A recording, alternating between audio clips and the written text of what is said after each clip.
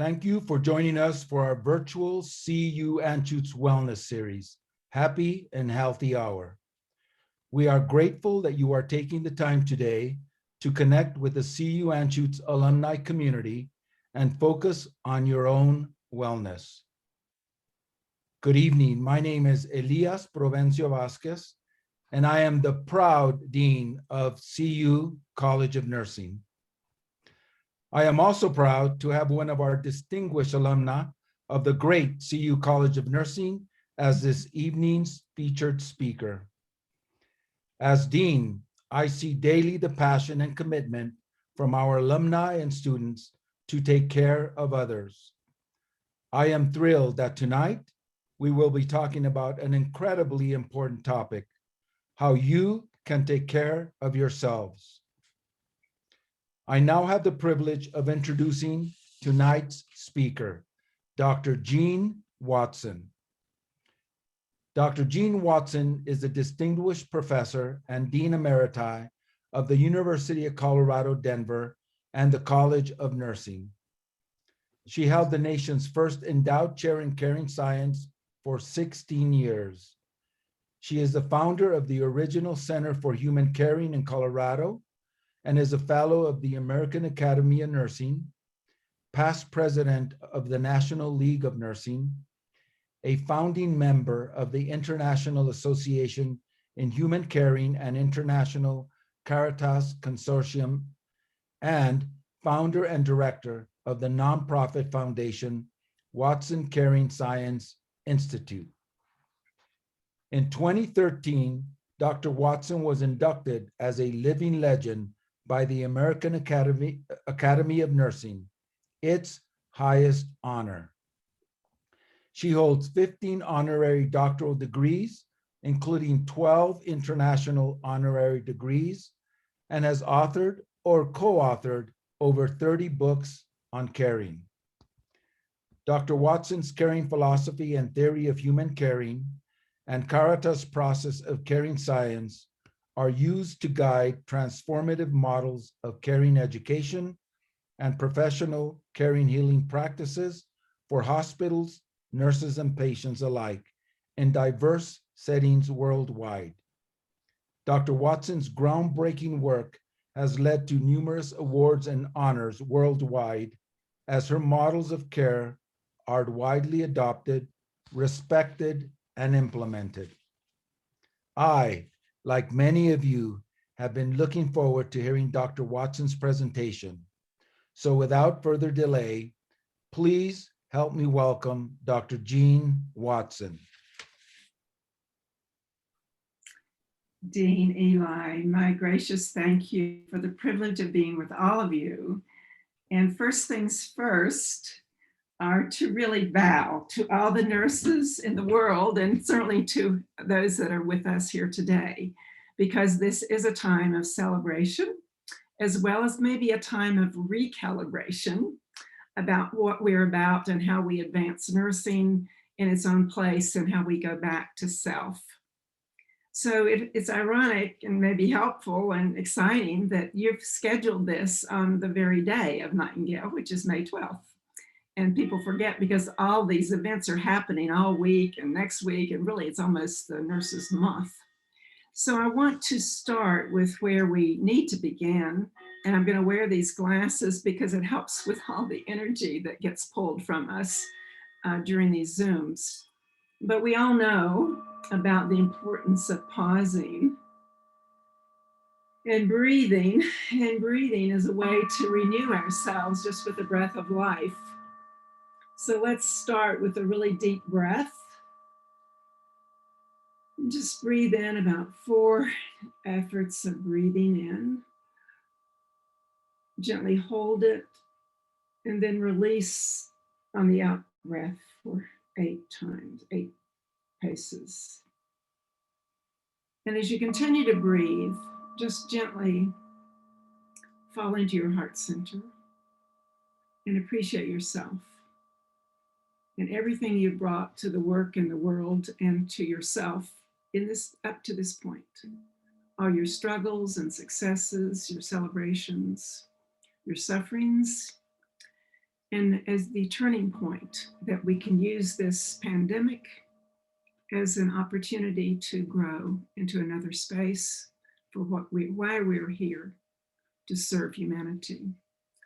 So holding that in your heart and opening to what is emerging for you and for us in our world today, I want to begin with a acknowledgement that this pandemic is really a metaphor, a living metaphor, a dynamic metaphor for the reality that we are in a quantum universe. We are in a unitary field where everything is connected to everything else. So these small acts of caring have greater effect than ever before. And this is an opportunity for us to use the pandemic as a portal for new meaning for ourselves, for new depths of practices for ourselves and for our profession, and for new possibilities. And it opens us up from a shift, a very dramatic shift, from doing to being in right relation with ourselves. And at the disciplinary level, we can think of this, I think of this, my work is framed under, evolving increasingly under unitary caring science as sacred science. Now, why is it sacred? It's sacred because we're dealing with the life force of another human being. We're dealing with mystery, unknowns. We're dealing with the soul and the inner journey. We're dealing with healing processes that we can never really know, and we never know how we're touching the life of another person. So this pandemic is really a call for a search for the sacred, for the spiritual, for a deeper dimensions of our humanity.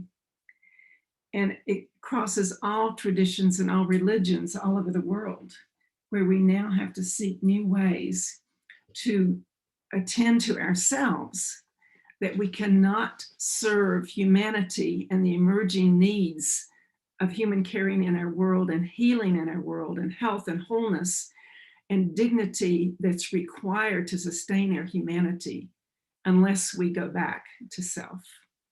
So I'm going to just quote a little bit from my book, my revised version of my book, Caring Science is Sacred Science. And I'm just saying here, practitioners of caring and healing require more personal work than ever before, because we practice who we are. We research who we are. We teach who we are. We live who we are. So our very being and becoming more human and humane is what is at stake in this sacred healing work that we're engaged in at this time. So we emanate our presence and we radiate from our heart center in a giving, caring moment. And that moment lasts a lifetime. It's eternal, because all we have are moments, and each moment is informing the next moment. So how we are attending to ourselves and other in relation in that moment is either allowing us to have a biogenic, life-giving and life-receiving experience in spite of all the external drama and fear and chaos, or we have a bioacidic, which is like a toxic experience. So this is an awakening and an invitation to evolve, because our presence can be head-centered and ego and fear-driven, fast-paced, with no reflection, no pause, no time out for renewal, and then get burned out. Or it can be heart-centered in a way that the heart is informing the head and in alignment, in right relation with their head and heart to unite. And this unites us for the depths of our profession that is highly value-driven, that is based upon this deep philosophical orientation toward honoring the unity of mind, body, spirit, and the whole in relation to our environmental field. And it's also about connecting with the infinity of love. And of course, I use the word Caritas to bring a deeper meaning to caring than just a superficial, trivial sense of caring. Because Caritas brings the energy of love, of infinite love, that we, in the sacred circle of life and death, we dwell in this field of love. We all come from this infinite field of universal love that we seek to be back in right relation with, but we get detoured from. But we return to the sacred circle of the infinite love at the sacred circle of life and death. So it's no small task that invites us here at this time to go into another space where I've been framing this discussion today, and I want it to be more conversational because I don't want to use PowerPoints. I think people are tired of PowerPoints. That we need the human connection, even though it's virtual. And in this pandemic era, there's no place to hide. We can't turn our face away. We have to face this, and we can use it as a way to deepen our humanity. I was doing a session the other day with another group, and they talked about stories and listening, authentic listening. And when you are able to authentically listen and be present to another person and hear their story, it's another way to deepen our compassion, because we have this tendency to shut our hearts down. But caring and compassion and love and truth, the very source of our humanity, is in our heart. And of course, I use the singing bowl that many of you know, that is calibrated to the vibrations of the human heart. So even just hearing this invites us into a still point to connect with inner self. So what I'm wanting to share with you at this time in terms of moving from this external orientation to the outer world that we've all been exposed to, this is where we live. And certainly in the healthcare system, it's all about the medical treatment and cure at all costs, which is the outer world. But we also know that healing cannot come from just curing. We can cure all we can. We can treat all we can. But healing is an inner journey. So someone may be totally cured, but they're not healed. It's an inner journey that requires the yin energy. It requires our care and healing and health and a new consciousness so we come into right relation with self and other. And at the other end of the continuum of sacred circle of life and death, we have a person who may never be cured, and they have the ultimate healing for the sacred circle with dignity to go back into that infinite field of mystery of love.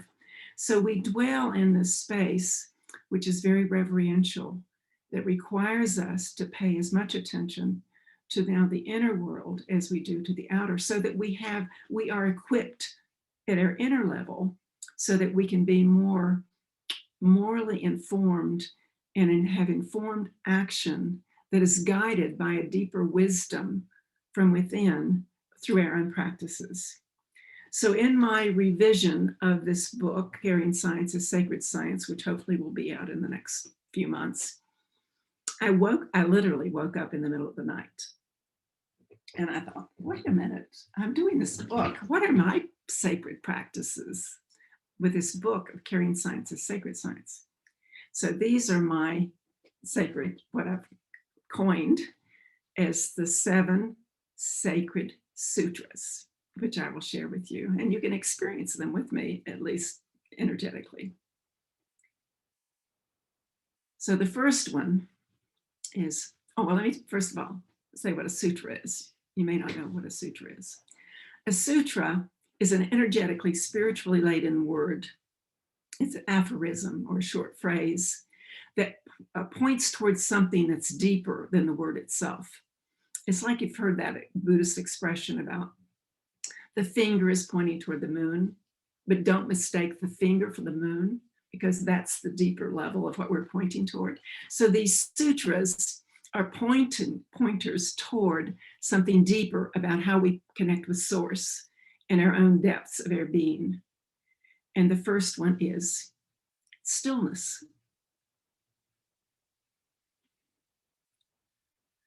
We have to be still.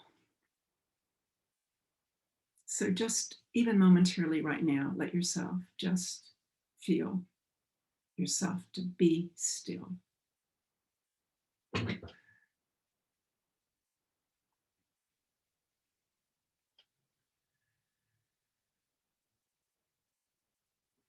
The second sutra is silence. So when we're still, we can more easily be in silence.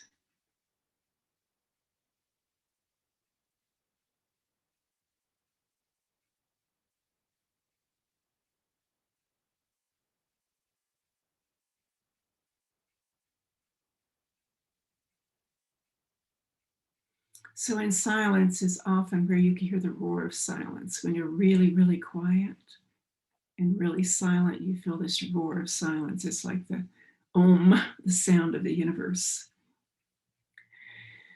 And the third sutra is solitude, that we have to remove ourselves from the outer world and go into the quiet, silent stillness spaces where we can connect with our deepest sense of self and soul and source. In the solitude, away from the fear and the chaos and the egos and the anxieties and all the stresses of the outer world, we have to remove ourselves.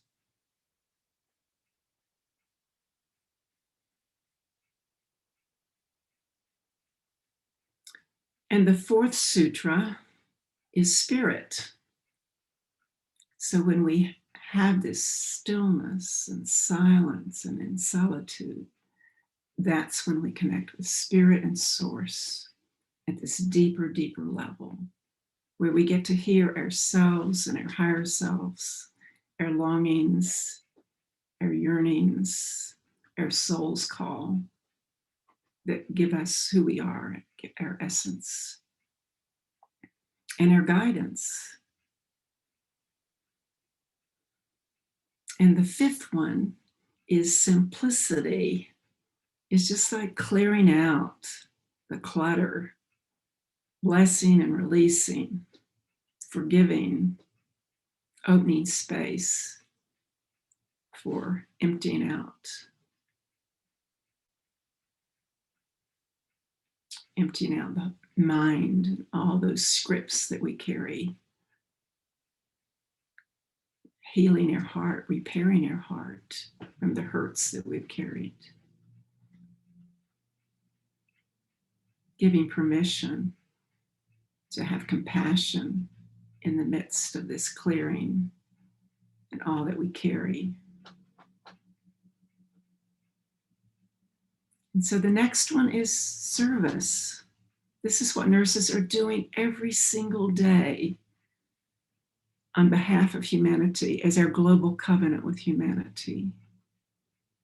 So we're offering service, but it now becomes sacred service. We're ministering to others. We're ministering to their basic needs. We're ministering to their humanity, their dignity.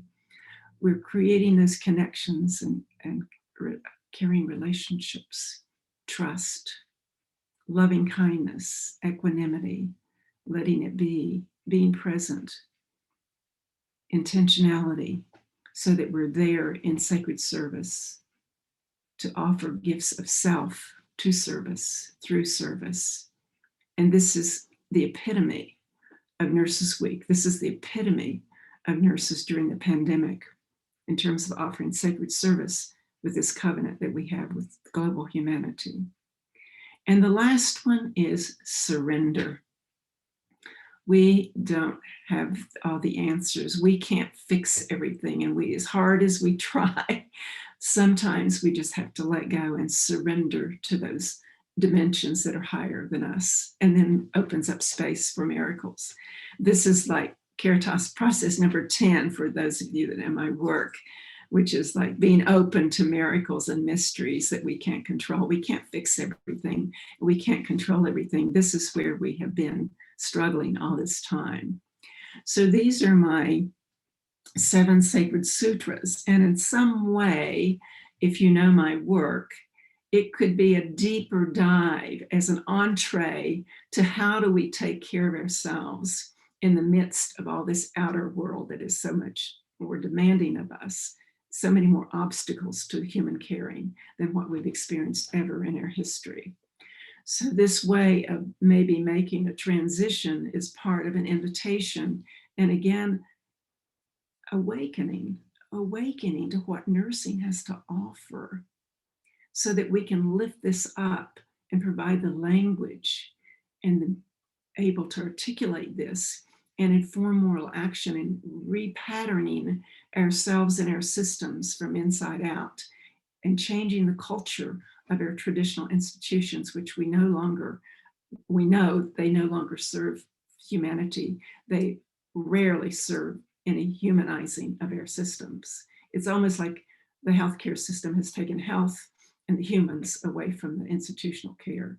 And so this is an opportunity for us to rebalance the inharmony of the system. But we can't get there by just doing the conformity to the outer world of those practice models that we generate, unless we authentically ground them in personal practices, taking us from the outer to the inner. As a metaphor, not just for medical treatment and cure is the outer, but healing is inner. And so our own journey has to go now deeper inner if we're going to be able to repattern and deal with all these complexities of the outer world. So I might just share that with the Caritas processes, aside from these sutras, and this is one way, one entree, it's certainly not the way. They point toward something else.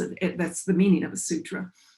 And as Rumi says, let the beauty you are be the beauty you do. There are 1,000 ways to kneel and kiss the ground. So there are probably 1,000 sutras that can take us to another place that you can generate for yourself.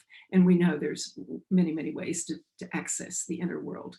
But what I want to do is share with you the parallel, the deep dive of the sutras is one way, but also just in the 10 Caritas processes itself of my work, which many of you may or may not know, these 10 Caritas processes are now considered universals of human caring. And they provide a language for us, for ourselves and our own care, as well as for those for whom we're caring for. And as we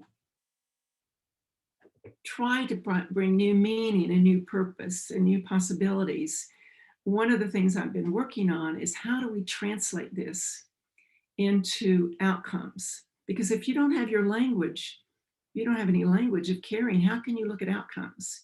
How can we know we're making a difference? Because all the hospital indicators are really objective indicators. There's nothing that tells us about the human experience of the patient's experience of human caring until we have now been doing this pilot and active partnership with Preskini, which we just had a session yesterday or day before. And they are now working with 5 of these Watson Caritas items as measurements, and using it for patients, but also for nurses to measure themselves, to evaluate themselves on these 5 of these 10 Caritas processes. And I'll just share these with you because they're kind of related to the sutras too.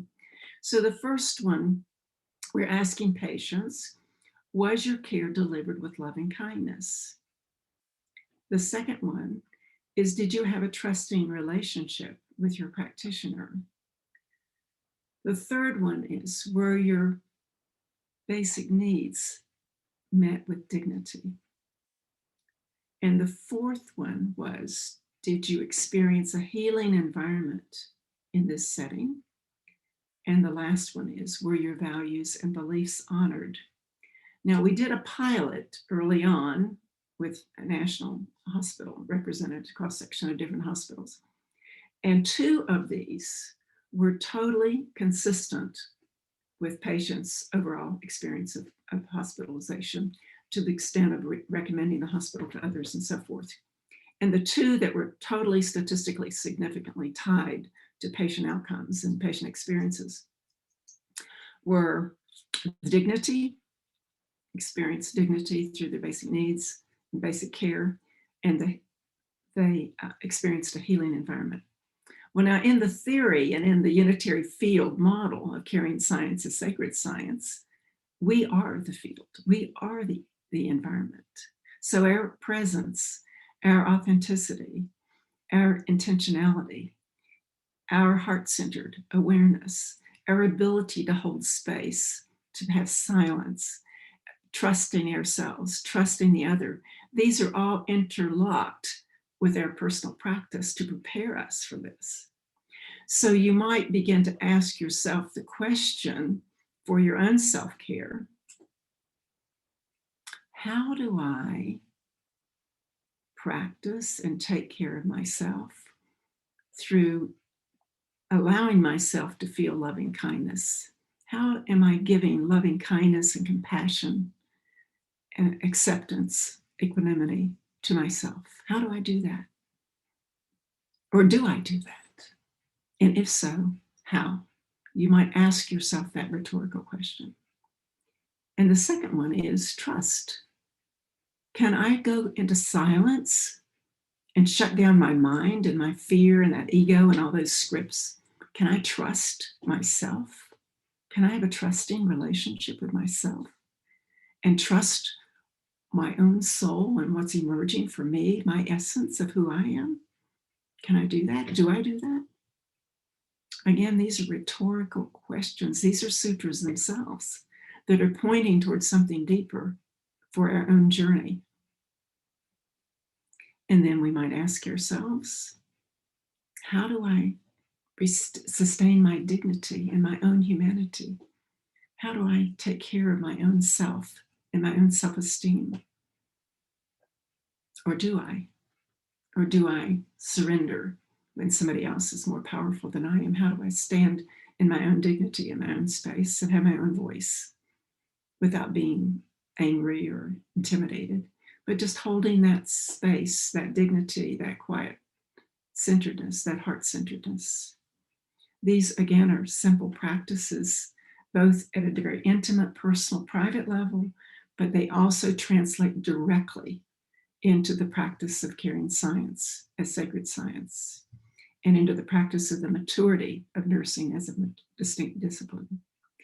And so then, of course, the last one is, how do I value my own self? And do I adhere to my own values and my own belief systems while still honoring the diversity and the extreme opposites of other people's belief system? How do I accommodate that balance? And this brings up all these issues today of bullying and incivility and different belief systems and all the violence that we see in the world. How do we accommodate? And what I've been working on and I've been sharing with some other groups is reframing our work as sacred activism. Rather than thinking about social activism and doing all this protest work, we can, these very small micro practices of caring in small and intimate and macro ways are those practices that are actually a form of sacred activism. And I have a definition of sacred activism. It's from Andrew Harvey. And he came up with this term, sacred activism, after his really very deep work with the United Nations. And he describes sacred activism as a transforming force of compassion, or I might say Caritas in action, that is born of a fusion of deep spiritual knowledge, courage, love, and passion, with wise, radical actions in the world. So this sacred activism actually becomes an essential force for preserving and healing the planet and its inhabitants. And that's what nursing brings. But we can't get there. We can't continue this unless we go back to self as a starting point.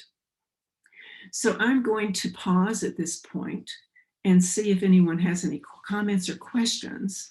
And if not, I'll go on with some other stuff that I can talk about. But for now, I'm going to pause and see if you can maybe take a moment again to be still. Take a deep breath and be reminded that just breathing is a miracle. And we offer gratitude for the breath of life. And just empty out. And just gently, quietly see what's emerging for you in what you might want to be saying or speaking, or what is rising up for you, or what wants to emerge for you, for your journey into this inner as well as the outer practices.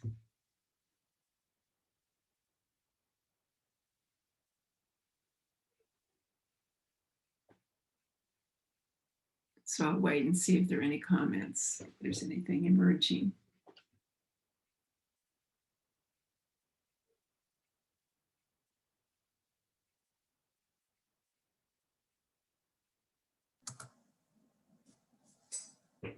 Dr. Watson, I do see someone has their hand up. So if anyone has any questions, they can go ahead and put them in the chat or the Q&A function, and we can look at them there. Okay, I'll just pause for a moment and it takes a while for people to unmute. Sure. One of the questions we have here is, how do you find the time for this? So I think with all the responsibilities that everyone's had in the past year, how do you find time to take care of yourself? How do you not find time?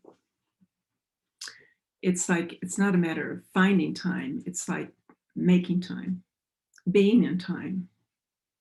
And that requires a commitment. That requires a self-caring commitment of caring for self. The mindset, the mantra of traditional self-care that we kind of get caught up in is all the outer care. You know, okay, let's go to the spa, do exercises, count our steps, go get a massage or a spa day, have a bubble bath, you know, light a candle. These are sort of rituals, which are all important. They're all contributing, but they don't last. So how do you get quiet enough to even know what it is you need for yourself if you're just running through the treadmill of self-care? And I think there's something to be critiquing, and this is controversial, but you know, there's a whole momentum on being resilient. And of course we want resilience, but often it's like a mandate to be resilient so you can fit into the traditional system that are just burning us out. And it's not that kind of model that I want for resilience. I want resilience for this renewal and new energy whereby you can help to repattern that crazy, dysfunctional, sick biocytic systems that we've created where you can't practice human caring. You can bring loving kindness back into our systems and back into our world, because this is what's needed now for us to survive as a planet, as well as for humanity. I was at a global invited world conference a few years ago in Iceland, and it had world presidents and different countries represented and all these different religious traditions. It was a very powerful conference, and they came together. It even had bankers and BMW, president of international BMW with a budget of billions of dollars, that kind of audience.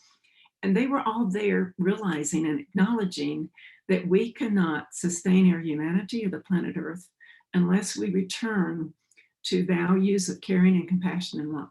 That was just like blew my mind away to have that as the focus. But that's the turn, that this world is not working for us. We have to return to the depths of our humanity. And how do we do that? We don't do it through the outer world.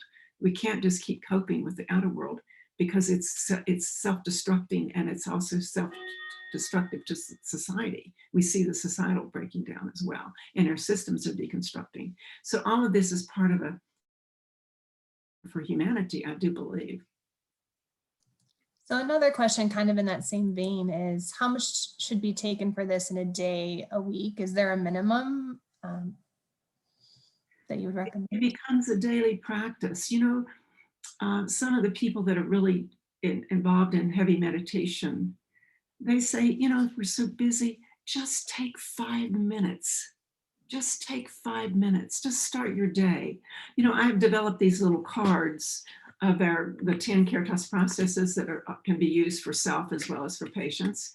And on the back of the card, I created what some hospital years ago asked me to do a little touchstone cards about ways to remind nurses about practice.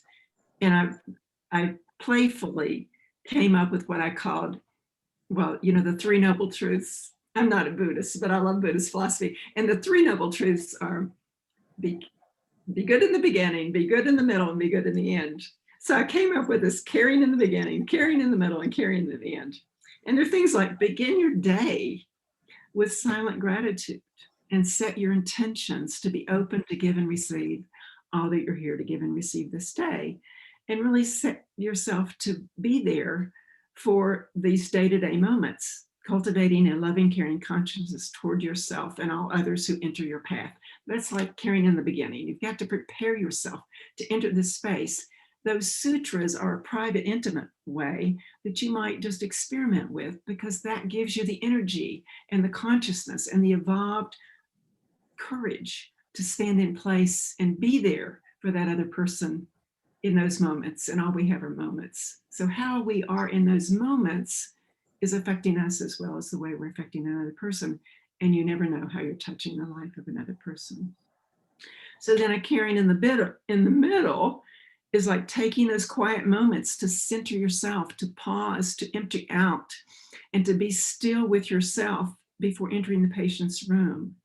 And when entering a meeting, cultivate a loving consciousness and compassion toward each person and each situation you encounter throughout the day. So you make an effort to see who is that spirit-filled person beyond the patient, and be present to that. That takes that strength for you to be there and our own inner self-worth. And we return to these loving, caring, centered intentions again and again and again, because we get detoured. So we have to remind ourselves, come back into that quiet place, do those pauses, do that breath work, release. It's when we breathe and release, we're opening up space for something new to happen. If we're just kind of filled up and running through the task and running through the day without being conscious and present in that moment, that mindfulness, that's when we burn ourselves out, because we have no new energy, no new space for anything to happen. And of course, caring in the end is then to fold these intentions into your heart. Commit yourself to yourself and your own caring practices at the end of the day. And if I can read this, at the end of each day, offer gratitude for all that has entered your sacred circle of your life and work this day, and then release it. So these are little too, but it's not about time, because we always say, even with patients, we don't have time to care, we don't have time. It's not about doing time, it's about being in the moment, in time. Thank you. Another question that we have is, the 5 questions that you are using with Press Ganey feel much different than the usual survey. They felt very personal and respectful. They made me feel as if someone really wants to know about me. Can you repeat them? Yes, of course. And you can find these, you can download them from my website, watsoncaringScience.org. Just go to Theory and Measurement and you can find these instruments. We have one for patients, for self, for leaders, and for leaders, self-evaluation as well, and for coworkers. So these are really quite powerful, and they're being used now in lots of different ways. And it's really the only measurement that gets at the caring experience of patients. It's the only measurement they have right now. And Press Ganey was telling me recently that during the pandemic, that these items were the drivers that helped him to understand the patient's experience more than any of the other variables that they were measuring. So here they are. We're asking patients and others, was your care delivered with loving kindness? That in itself is pretty heretical, because we don't use that language. But to ask a patient that, it's disruptive of the traditional way of thinking about care and your treatment. But interestingly enough, in the pilot, one of the hospitals had not a statistical significance, but a fairly significant number of patients who said they had never experienced loving kindness in that hospital. It's like, oh my God. So we have to really pay attention. It's not just the positive ones where there's evidence of no trust or no dignity or no loving kindness or no healing experience and no honoring of values. Then you really have to wake up, and it forces systems to change the culture and pay attention to often these invisible variables that have not been measured because they're not objective. And so what I'm suggesting is, right now with this turning point, we're at a tipping point of having to go more to subjective and inner dimensions of measurement as well as behaviors, and to honor the intersubjective life world of other people and the meaning and purpose of their life.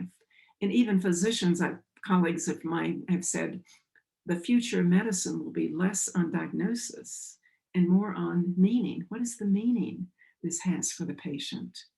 Whether that way they were cared for, the way they were treated, the notion of their medications, all of this is the meaning they hold. So that, again, is the subjective inner term. So I don't know if I'm talking too much, so I'll pause. No, I mean, those are wonderful questions. And I think, I mean, it certainly changes the way I think about a survey and how you receive care. We do have a few more. I don't know if you want to continue with the questions or if you'd like to talk about anything else. No, I'll continue with the questions. Great. How do you best see addressing healthcare providers and moral injury or moral distress? Wow, that's a big drama right now that we're all going through in terms of the moral dimensions of our practice and giving voice and language and courage to identify where there is dissonance.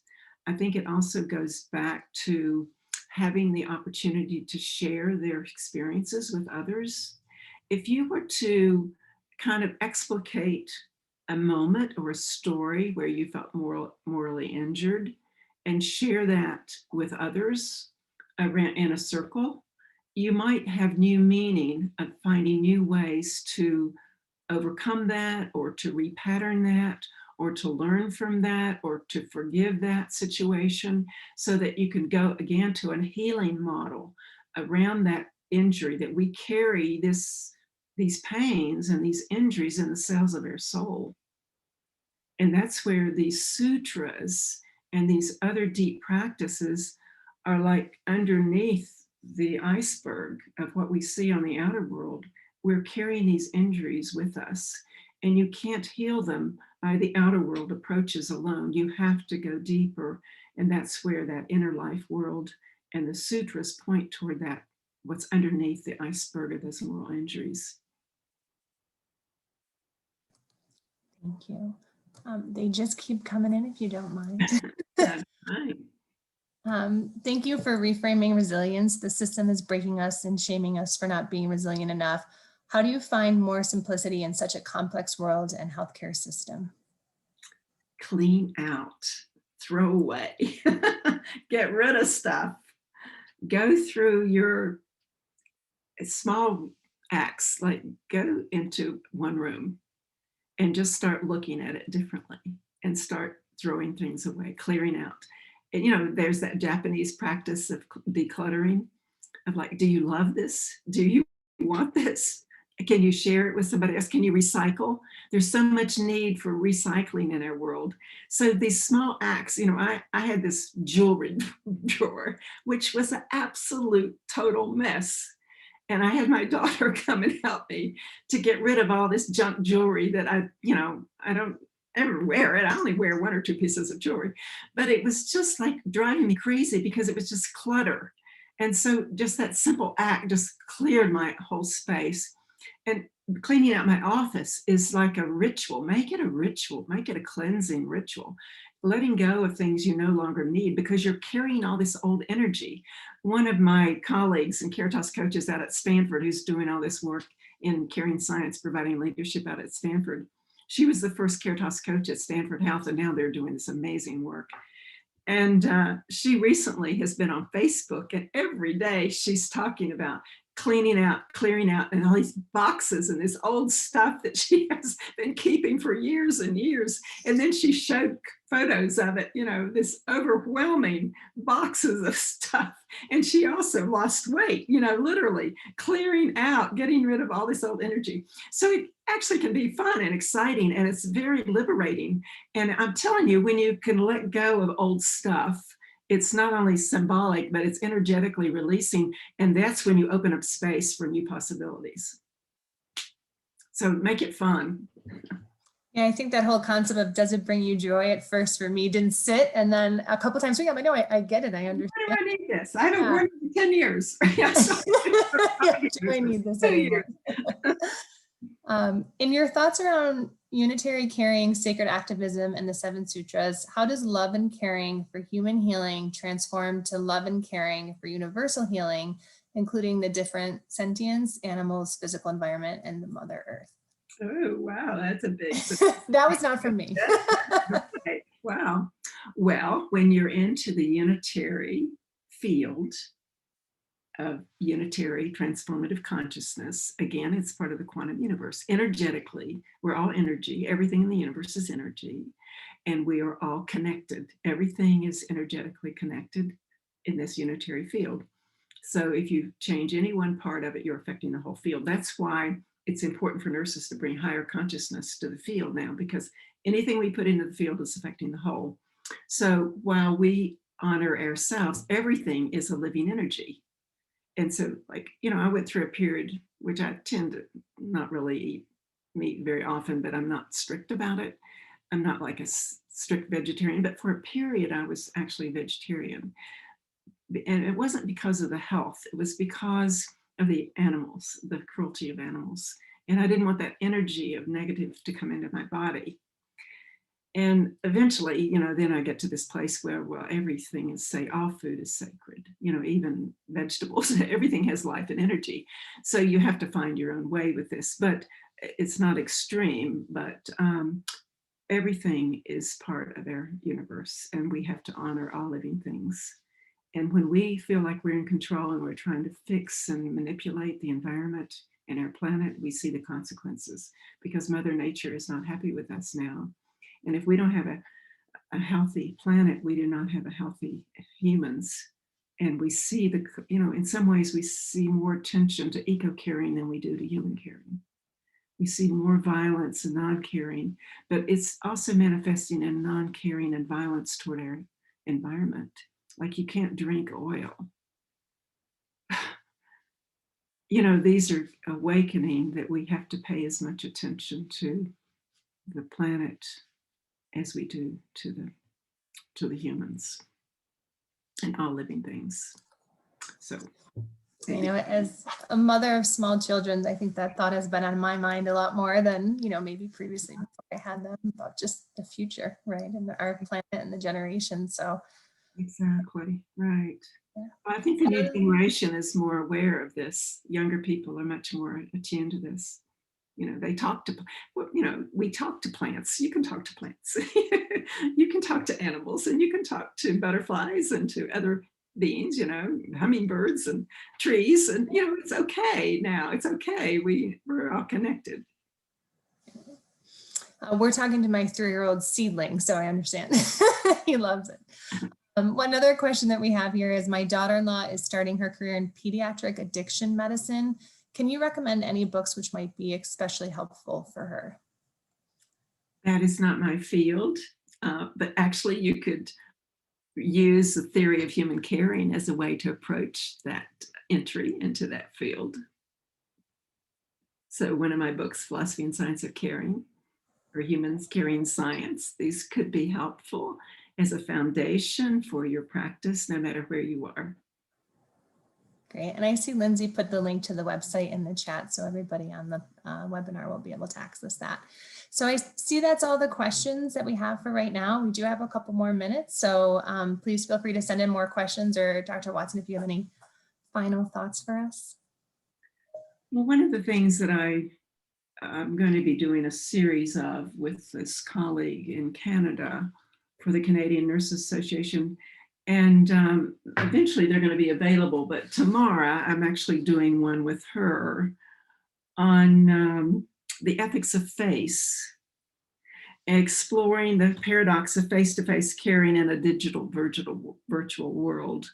And I might just say something about that, because it's such a paradox and such a misconnection that, but underneath the center, the Caring Science, the Sacred Science work are two major philosophical foundations. And one of them is the ethics of belonging, that we all belong to this infinite field of universal love, which informs the unitary caring science as sacred. And the other one is the ethics of face. And this is drawn upon the philosophy of Emmanuel Levinas. And he says the only way we can sustain our humanity at this very point in human history is through the face-to-face connection. And he says when we interrupt that face-to-face connection, we cut off access to our own evolution for accessing source, which we share with others. but we also has the potential to reduce another person down to the moral status of an object. When you cannot see them face to face, you tend to treat them as other rather than as equal human person like ourselves. So we have to be very cognizant and very sensitive to the moral, ethical issues surrounding some of the virtual activities and even the social media, where we can minimize the humanity of other people. And so the face-to-face ethics of face is a very important foundation for nursing science. And even in the pandemic, it was often the face that was missing. You know, we become faceless with the mask. And so we have to energetically communicate through our eyes and through other ways. Our heart-centered energy has to radiate out. One of the comments that I was given from the Caritas items the other day from Prescani, that one woman said, these are just a narrative report, she was blind, the woman was blind. And she said, I couldn't see her smile, but I could hear her smile. So we have to find ways and be aware that our energetic presence, even if you can't see someone physically, our energetic presence is another way to connect human to human and to sustain that humanity and the honoring of that dignity of that other person. So that's just kind of a sidebar. So I don't know if there was another question in the meantime. Not any additional questions, but lots of comments, as you can see, coming in. I think everyone is just so grateful for your time this evening and your words of wisdom. And on behalf of the CU Anschutz alumni and the CU College of Nursing, we're just so grateful for your time this evening and for you to share your insights. Well, that's happy wonderful. I feel, I know a lot of people are saying this, but I certainly feel energized, and we're just you're here. So thank you so much. And to all of you attending, thank you for joining us. This was obviously a special evening for us for Happy and Healthy Hour for CU Anschutz alumni. We do have some other great events coming up. So we hope you can join us in the next few weeks as we continue to celebrate and honor our alumni as we sort of close out the school year with commencement up at the end of this month. And you can also join us on LinkedIn or Instagram to continue to follow CU Anschutz alumni. So thank you again. You know, we continue to get great messages about this evening, but we're just so grateful for your time. My pleasure. So I'd like to close with this Chinese proverb that I use, which is a reminder that about our light. We are the light in the institutional darkness. And when we're practicing human caring, we're also contributing to peace in our world. And this little Chinese proverb is very brief, and it goes like this. If there's light in the soul, there's beauty in the person. If there's beauty in the person, there's harmony in the house or the system. If there's harmony in the house, there's order in our nation. If there's order in our nation, there will be peace in our world. So take your beautiful light, everybody, nurses. Celebrate your time this month, this word, all our world, and go in peace. God bless. Thank you. Namaste.